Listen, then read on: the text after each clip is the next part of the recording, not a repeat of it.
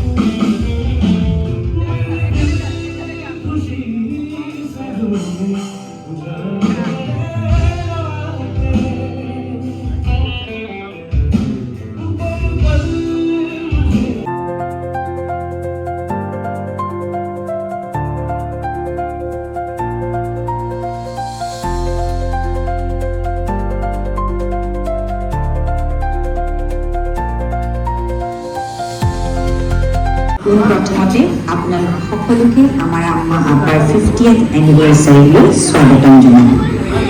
আমি বহুত সুখী যে আপোনাৰ সকলোৱে ইমান আপোনালোকৰ মূল্যৱান সময় উলিয়াই পেলাই এই অনুষ্ঠানটোলৈ আহিছে আৰু আপোনালোকৰ এই প্ৰেজেন্সটো আমাৰ কাৰণে বহুত important. So' a very big thank you to all of you। এই 50 বছৰ আমাৰ আব্বা আম্মাই কেনেকৈ পাৰ কৰিলে বলকচোন চাওক এটা সৰু ভিডিঅ'ৰ মাধ্যমেৰে। 1975 এই চনতে তেওঁলোক বিবাহত আবদ্ধ হৈছিল।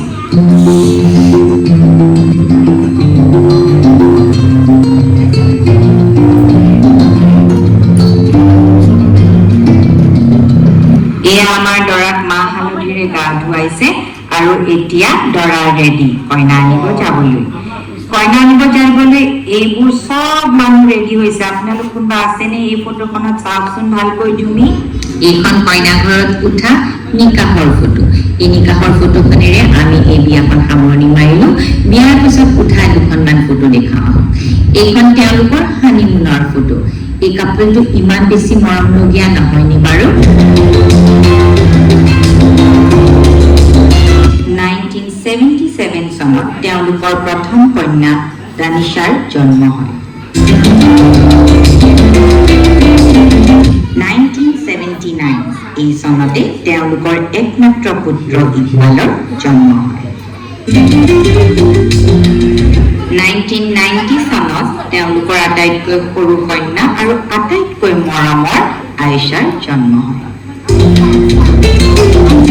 2006 চনত তেওঁলোকৰ প্ৰথম কন্যা দানিছাৰ বিবাহত আবদ্ধ হয় আৰু প্ৰথম জোৱাই চিৰঞ্জীৱৰ এই পৰিয়াললৈ আগমন হয়।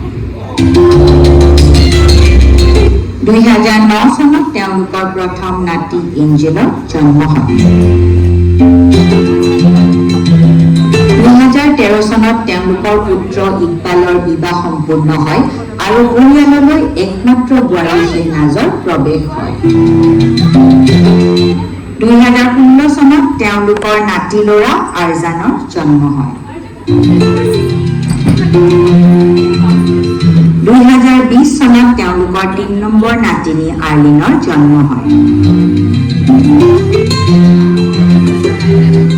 2023 চনত তেওঁলোকৰ কন্যা আয়েশাৰ বিবাহত আবদ্ধ হয় আৰু সৰু জোৱাই ৰামিজৰ এই পৰিয়াললৈ আগমন হয়।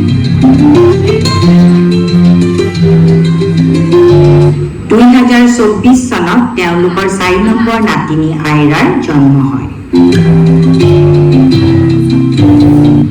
আৰু এই 50 বছৰ পূৰ্বে এই দুজনৰ পৰা যাই পেলাই এই পৰিয়ালটো 12জনীয়া পৰিয়াল হিচাপে ৰূপান্তৰিত হ'ল।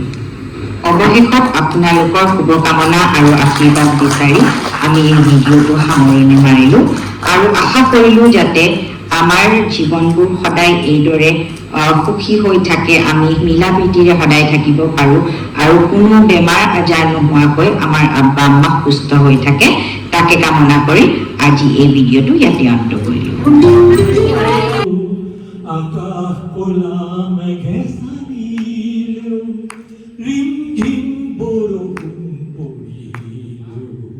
มา মোর কাছতে উদুমা গিলে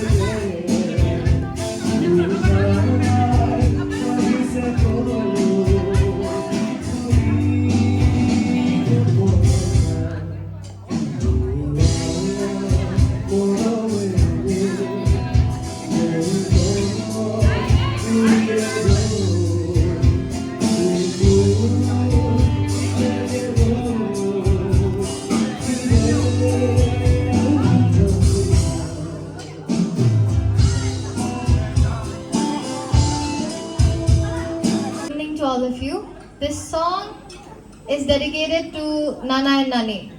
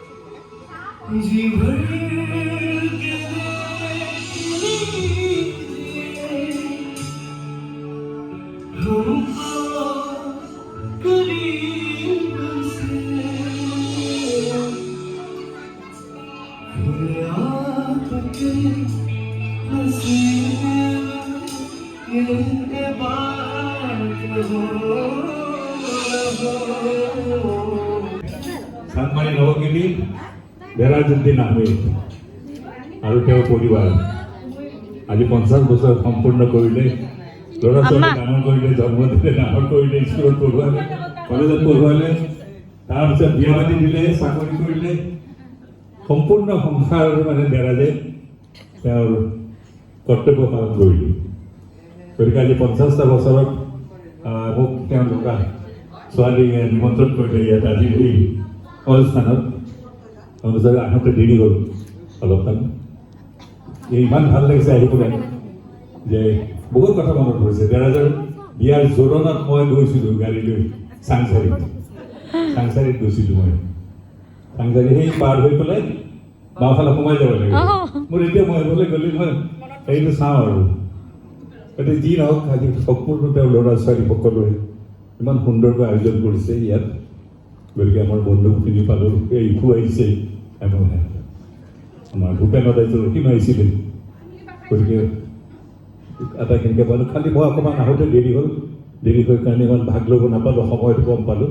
যিয়ে নহওক মই সকলোকে মই আন্তৰিক ধন্যবাদ জনাইছোঁ।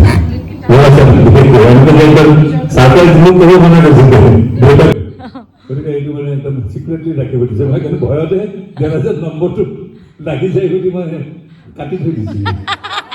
ভুলতে যদি দেৰাজৰ নম্বৰটো লাগি যায়। আজিকালি স্মাৰ্টফোনবিলাক বেছি স্মাৰ্ট, ইমান স্মাৰ্ট মানে পকেটত থাকিলেও কাৰোবাৰ তাত লাগি যায়। গতিকে এই বেছি স্মাৰ্টৰ মানুহৰ লগত আমি কাম কৰি পোৱা নাই, সেইকাৰণে বন্ধই কৰি থৈ দিছোঁ মই। নহ'লে দেৰাজত যেতিয়া লাগি যায় আকৌ ওলাই যাব, তোমাৰ তাত যাম দেই 5 তাৰিখ, এই ভয়তে মই যি নহওক আজি আহিলোঁ। ইমান ভাল লাগিল। তুমি ইমান সুন্দৰকৈ গাইছা। সি বৰ ধুনীয়া গায়। চবে গাইছে। ছোৱালীজনী তুমি বৰ ধুনীয়া গাইছা দেই, খুব সুন্দৰ। তুমি পিয়ানো শিকি আছা আৰু তুমি মেঘে গিৰ গিৰ কৰে, আহা হিৰ হিৰ মেঘে কৰে। কি আছে?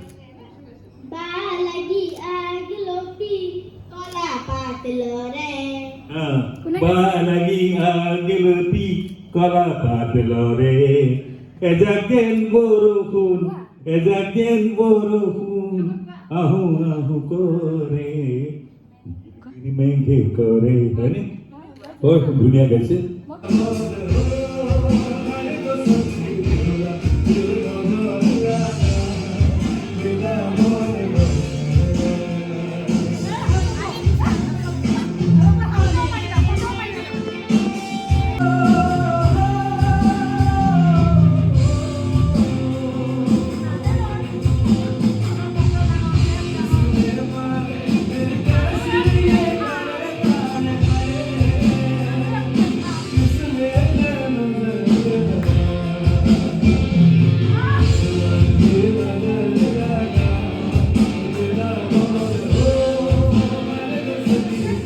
তেখেতসকলে বৰ্ণিল যাত্ৰা 50 বছৰীয়া এটা বিবাহিত জীৱনৰ সকলোৱে বুজি পায় তাৰ আশা ভৰসা, ভাল বেয়া সকলো সংমিশ্ৰণৰ এটা সংসাৰ হয়, এটা জীৱন প্ৰণালী হয়, এটা জীৱন পৰিচালনা হয়।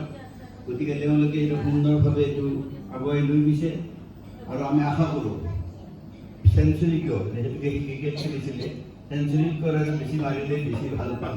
আৰু মই আশা কৰোঁ আৰু মই সকলোকে প্ৰাৰ্থনা কৰি কওঁ যে এই পৰিয়ালটোৱে এটা সুখৰ সংসাৰ কৰি আৰু ভৱিষ্যতৰ যিখিনি থাকিব অন্ততঃ সকলোৱে মিলামিচাই থাকিব। মই পৰিয়ালৰ হৈ সকলোকে আপোনালোকক ধন্যবাদ জনাইছোঁ আৰু মই ভগৱানৰ ওচৰত, আল্লাহৰ ওচৰত আশীৰ্বাদ কৰিছোঁ যেন তেওঁলোকে সুখী থাকে। সেয়ে মোৰ কামনা।